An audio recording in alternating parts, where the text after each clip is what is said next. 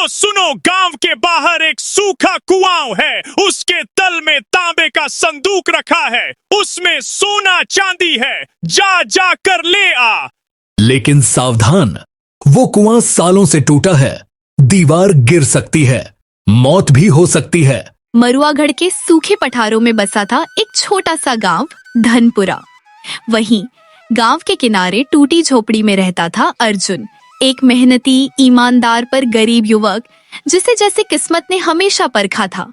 अर्जुन खेत में फावड़ा चला रहा था। तपती धूप, पसीने से भीगा चेहरा और बंजर धरती, मगर हिम्मत अब भी बाकी थी। इतनी मेहनत के बाद भी जमीन कुछ नहीं देती। लगता है मेरी तकदीर तो सूखी मिट्टी में ही बो दी गई है।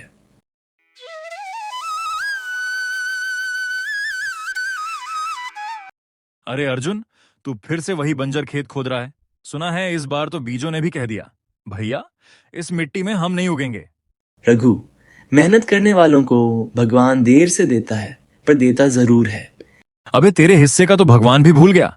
पूरा गांव कहता है तू तो जन्मजात बदनसीब है। लोग क्या कहते हैं, उसे सुनकर मैं अपनी कोशिश तो नहीं छोड़ दूंगा।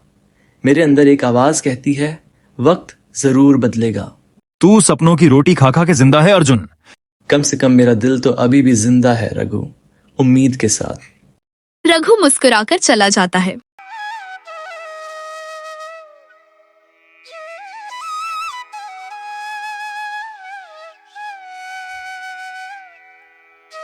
इधर अर्जुन थका हारा घर लौटता है। माँ चूल्हे के पास बैठी है, पर चूल्हा ठंडा है। बेटा, लगता है भगवान ने तेरी किस्मत बिना स्याही की कलम से लिखी है। अम्मा, आप ही तो कहती हो, हिम्मत कभी मत हारना। पर जब पेट भूखा हो तो माँ का दिल डर जाता है बेटा।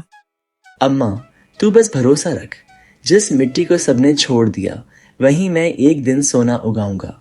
तेरा भरोसा अभी टूटा नहीं अर्जुन। अगर भरोसा टूटा तो सब खत्म हो जाएगा अम्मा। तकदीर हम नहीं चुनते, पर हार मानना भी जरूरी नहीं है।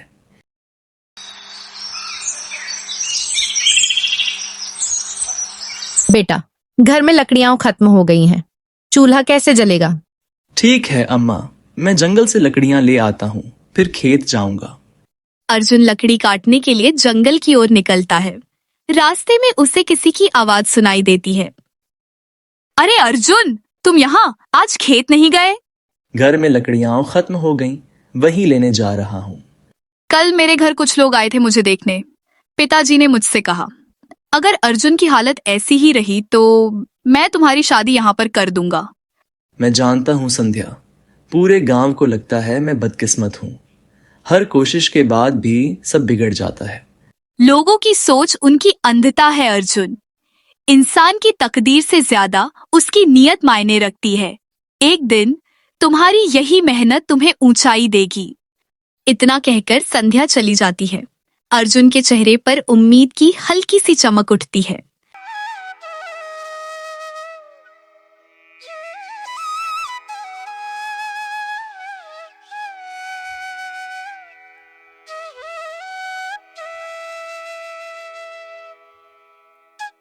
अर्जुन लकड़ियां काट रहा होता है कि बारिश शुरू हो जाती है।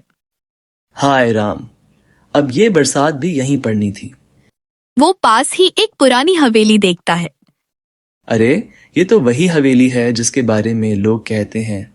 वहां से अजीब आवाजें आती हैं, पर अभी तो बस बारिश से बचना है। वह हवेली की तरफ चल पड़ता है।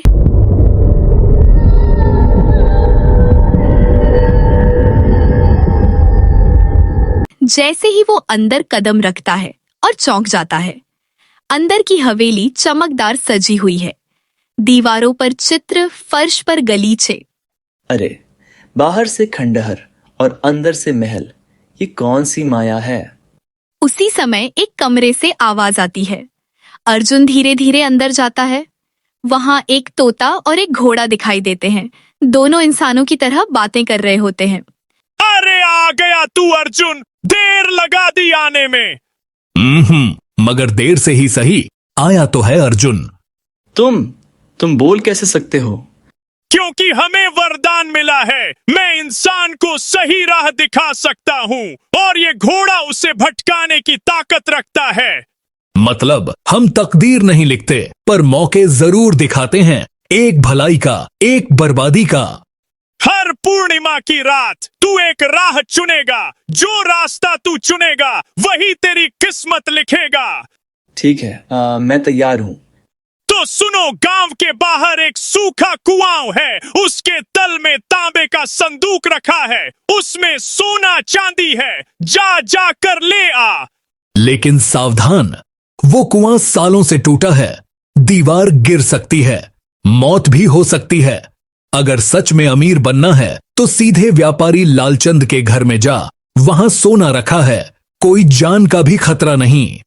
अर्जुन थोड़ी देर सोचता है, फिर कहता है, फैसला मैं बाद में करूंगा, अभी मैं घर के लिए जाता हूँ।